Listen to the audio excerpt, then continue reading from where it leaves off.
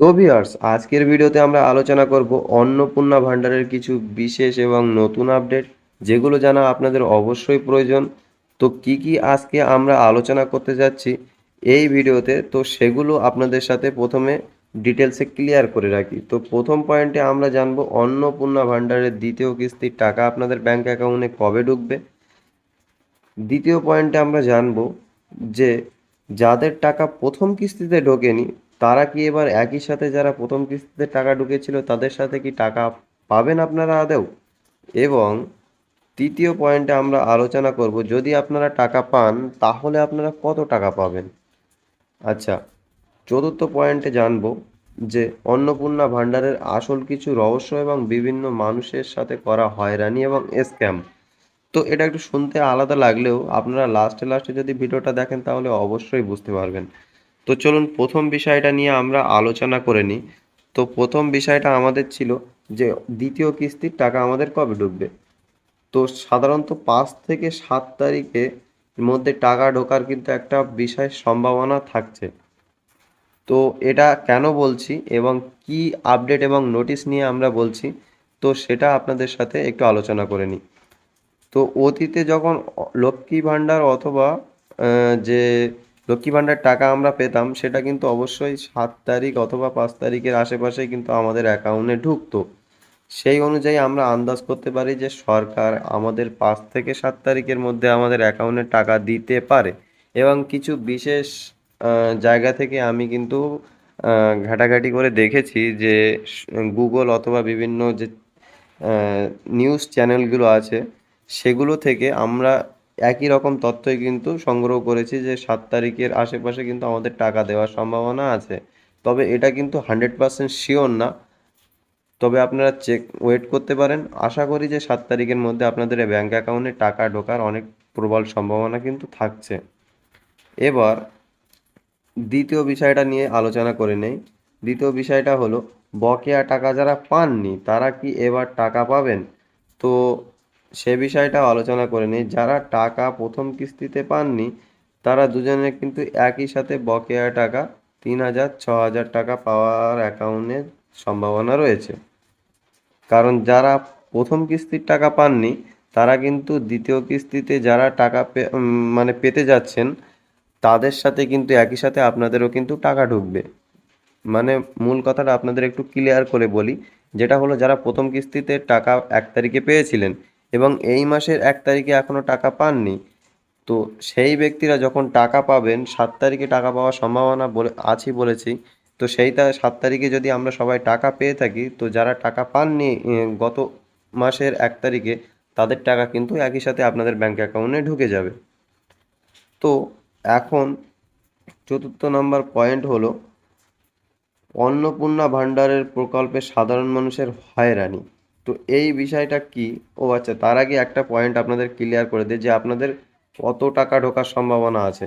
তো সরকারের ঘোষণা রয়েছে যে দ্বিতীয় কিস্তির টাকা সাথে সাথে আপনারা যারা প্রথম কিস্তির টাকা পাননি তারা কিন্তু অবশ্যই তাদের ব্যাংক অ্যাকাউন্টে কিন্তু 6,000 টাকা অ্যাকাউন্টে ঢুকে যাওয়ার সম্ভাবনা রয়েছে। মানে 6,000 টাকায় আপনারা পাবেন। তবে যদি আপনাদের টাকা একই সাথে দেওয়া হয় তাহলে কিন্তু আপনারা অবশ্যই 6,000 টাকা আপনাদের ব্যাংক অ্যাকাউন্টে পাবেন। তো এখন এই ডাউটটা আশা করি আপনাদের ক্লিয়ার হয়েছে।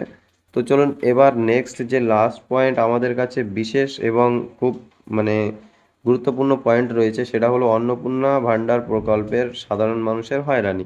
তো এই পয়েন্টটা কি আছে? এই পয়েন্টটা হলো যে সহজেই লক্ষ্মী ভাণ্ডার এর মতো টাকা আমাদের অ্যাকাউন্টে কিন্তু ঢুকতো, কোনো জটিল প্রক্রিয়ায় ফেলা কিন্তু হয়নি আমাদেরকে কখনোই। মানে যখন তৃণমূল সরকার ছিল তখন কিন্তু আমাদের টাকা অবশ্যই আমাদের অ্যাকাউন্টে একবার কোনো প্রাপ্য ব্যক্তি ফর্ম ফিল আপ করলো, করার পরে তখন তার টাকা একবার অ্যাকাউন্টে ঢুকলে কিন্তু পরবর্তী মাসে কিন্তু টাকা ঢুকতেই থাকতো, তার কিন্তু বারবার কিন্তু ফর্ম ফিল আপ অথবা কোনো ভেরিফিকেশান করতে হতো না বা রিসাবমিটের ব্যর্থ হতো না, বিভিন্ন সমস্যা হতো না। তো এখন এটা আমরা কেন বলছি যে দেখো অনলাইনে অন্নপূর্ণা ভাণ্ডারের চক্কর কাটতে হয়েছে। প্রথমে 12 পাতার ফর্ম আমাদের অফলাইনে সাবমিট করতে হয়েছে, তারপরেও কিন্তু টাকা ঢোকেনি। আচ্ছা, নানান অজুহাত কিন্তু আমাদের সরকার দেখিয়েছে, বিজেপি সরকার। আচ্ছা, বাড়ি বাড়ি আশা কর্মীদের এসে ফর্ম ফিল আপ করিয়েছে, তারপরেও কিন্তু under inquiry, payment failed, reject এইসব অজুহাত দেখানোর পরেও কিন্তু 27 লক্ষ লোকের টাকা এখনও কিন্তু দেওয়া হয়নি। তাদের কিন্তু এই ধরনের হচ্ছে মানে বিভিন্ন ক্রাইটেরিয়ার মধ্যে রেখে, স্ট্যাটাসটাকে এই ক্রাইটেরিয়ার মধ্যে রেখে বলা হয়েছে যে তোমাদের এই অবস্থায় আছে, তোমাদের টাকা এখন দেওয়া হবে না, তোমাদের ভেরিফিকেশান যখন কমপ্লিট হবে তখন দেওয়া হবে। তো আমার কথা হলো যে যখন এত মানে 2 কোটি কত একটা লক্ষ মানুষকে টাকা দেওয়ার কথা হয়েছিল, তখন কেন ভেরিফিকেশানটা করা হয়নি? কেন 1 তারিখে টাকা দেওয়ার পরে মানুষকে বলা হচ্ছে যে টাকা এখন বিভিন্ন ইনকোয়ারি, পেমেন্ট ফেলড, রিজেক্ট এই ধরনের ক্রাইটেরিয়ার মধ্যে রাখা হয়েছে এবং তারা কিন্তু একবারও টাকা পাননি। আপনারা তাও একবার টাকা পেয়েছেন। আপনাদের বিভিন্ন যে অনলাইনে করা ফর্ম ফিল আপ অথবা অনেক খরচা, আপনাদের ফিজুল খরচা হয়েছে, সেগুলো কিন্তু আপনাদের কিছুটা রিকভার হয়েছে। যদিও আপনাদের সময় অনেক ওয়েস্ট হয়েছে, তাও কিছুটা হয়েছে। কিন্তু এই 27 লক্ষ লোকের উপায় কি হবে? এরা তো একবারও টাকা পায়নি। তাহলে কেন সরকার এরকমভাবে আমাদের ঘোরাচ্ছে? আচ্ছা, যখন দ্বিতীয় কিস্তির টাকা দেওয়ার সময় আসলো এবং বলা হলো যে যারা প্রথম কিস্তির টাকা পায়নি তারা দ্বিতীয় কিস্তির টাকার সাথে সাথে একসাথে কিন্তু টাকা পেয়ে যাবে। তো সেই সময় যে ঘোটালাটা করা হলো সেটা হলো স্ট্যাটাস চেক পেজটাই বন্ধ করে দেওয়া হলো। বর্তমানে পোর্টালে স্ট্যাটাস চেকে আপনার নতুন করে তুলে দেওয়ার কোনো অপশান নেই, অন্ধকারে ফেলে রাখা হয়েছে এটাকে। মানুষকে কিন্তু খুব আতঙ্কিত করে দেওয়া হয়েছে। এই স্ট্যাটাস চেক যখন পেজটা বন্ধ করে দেওয়া হয়েছে তখন কিন্তু সাধারণ মানুষ অনেক কিন্তু অসুবিধায় পড়েছে। সাধারণ মানুষ কিন্তু ইউটিউবের বিভিন্ন ভিডিও দেখে কিন্তু তাদের স্ট্যাটাস চেক করতে শিখেছিল এবং আমাদের ভিডিও দেখেও কিন্তু অনেক মানুষ স্ট্যাটাস চেক করার বিষয়টা জেনে গিয়েছিল। কিন্তু হঠাৎ করে কিন্তু স্ট্যাটাস চেক করাটা বন্ধ করে দেওয়া হলো এবং সাথে সাথে আমাদের কিন্তু সোশ্যাল সিকিউরিটি বলে একটা নতুন ওয়েবসাইট, সরি, এটা কিন্তু অনেক পুরনো ওয়েবসাইট, যেটা আমাদের লক্ষ্মী ভাণ্ডারের আমলে কিন্তু ছিল। অন্নপূর্ণা ভাণ্ডারের ওয়েবসাইট আসার সাথে সাথেই কিন্তু সোশ্যাল সিকিউরিটির ওয়েবসাইট কিন্তু বন্ধ করে দেওয়া হয়েছিল। এখন দেখা যাচ্ছে যে সোশ্যাল সিকিউরিটির যে ওয়েবসাইটটা আছে সেই সোশ্যাল সিকিউরিটির ওয়েবসাইট থেকে আপনারা এখন অন্নপূর্ণা ভাণ্ডারের স্ট্যাটাস চেক করতে পাচ্ছেন না অবশ্যই, কিন্তু সেখানে কিন্তু অপশান দেওয়া হয়েছে অন্নপূর্ণা ভাণ্ডারের স্ট্যাটাস চেক করার। তো এই মুহূর্তে এরকম ধরনের বিভিন্ন কিন্তু ঘোটালা কিন্তু সরকার থেকে করা হচ্ছে এবং বিভিন্ন কিন্তু মানুষকে বিভ্রান্ত করার সকল রকমের সুযোগ কিন্তু আমাদের সরকার কিন্তু আমাদের সাধারণ মানুষের সাথে করেই চলেছে। তো এখন এই বিষয়টা নিয়ে 5 নম্বর মূল পয়েন্টটা, যেটা আমার নিজস্ব পার্সোনাল প্রশ্ন আপনাদের কাছে অথবা সরকারের কাছে বিশেষ করে। তো প্রশ্নটা কি সেটা আপনাদেরকে জিজ্ঞাসা করি। হ্যালো, দিদির আমলে লক্ষ্মী ভাণ্ডারের টাকা কোনো ঝামেলা ছাড়াই কিন্তু প্রতি মাসে ঠিকই সময় মতো অ্যাকাউন্টে ঢুকে যেত। ঠিক বললাম কি না আপনারা অবশ্যই কিন্তু কমেন্টে বলুন। যদি আপনাদের মনে হয় আমি ভুল বলেছি সেটাও কিন্তু কমেন্টে বলবেন, ঠিক আছে? এখন দ্বিতীয় বিষয় কি বলেছি দেখুন এখানে। সেখানে আজ বর্তমান সরকার কেন দিতে মানুষকে হয়রানি করছে? সাধারণ মানুষের পাওনা টাকা আটকে রেখে বিপুল অর্থ কোথায় সরিয়ে রাখছে? তো এই বিষয়টা হয়তো আপনারা অতটা ভালো বুঝতে না পারলে আমার কাছে যেটা আমি ক্লিয়ার করে আপনাদেরকে বলছি। তো প্রথম কথা হলো যে আমরা একটা খবরে দেখেছিলাম যে আমাদের তৃণমূল সরকার থাকাকালীন তারা কিন্তু অনেক টাকা সাইড করে রেখেছিল এবং বিজেপি সরকার আসার পরে সেই টাকা কিন্তু খুঁজে বার করেছে এবং পাট খেতে কিন্তু অনেক টাকা এবং সোনা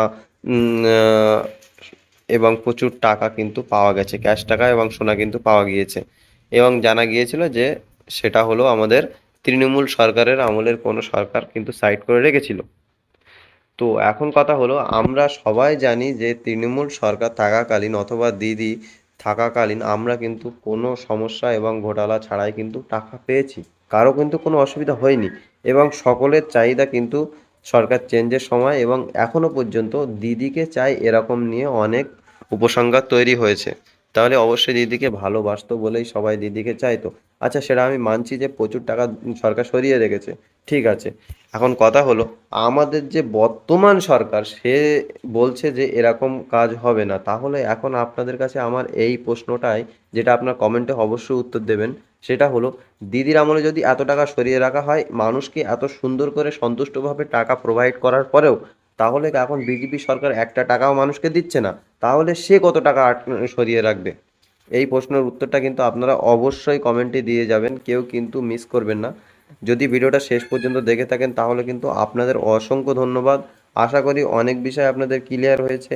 ডাউট ক্লিয়ার করতে পেরে থাকলে অবশ্যই খুশি হব। যদি ভিডিও ভালো লাগে থাকে একটা লাইক করবেন, চ্যানেলটাকে সাবস্ক্রাইব করবেন এবং বন্ধুদের মাঝে বেশি করে শেয়ার করবেন এবং সবাইকে কিন্তু কোশ্চেন করতে বলবেন যে কি কোশ্চেন করলে আমি সেই বিষয়ের উপরে নেক্সট ভিডিও বানাতে পারবো। তো দেখা হচ্ছে কোনো নেক্সট ভিডিওতে, ততক্ষণ টাটা এবং বাই বাই।